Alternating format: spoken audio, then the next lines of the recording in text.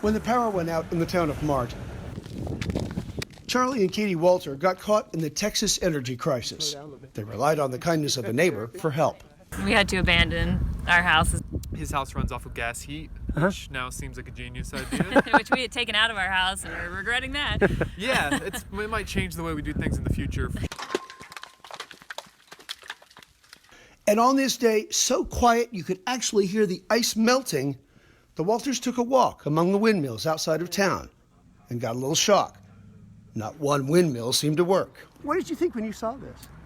Yeah, we were confused why they weren't turning at first. While the people that run the Texas electric grid struggle to make their so-called rolling blackouts roll properly, the governor singled out power generators for our Texas energy crisis. They were working up until about midnight last night, but after midnight, some of them literally froze up and were incapable of providing power, and some are still incapable of providing power. Proving every source of power has some sort of problem area. What's stopping these windmills from turning? Well, about the only thing that can. No wind. I'm told that as soon as the wind speeds pick up, so will the windmills.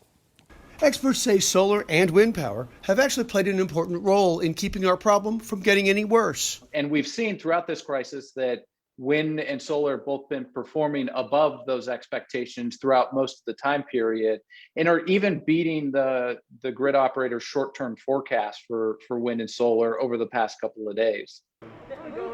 Meantime, the issue has provided some heat to the state capitol.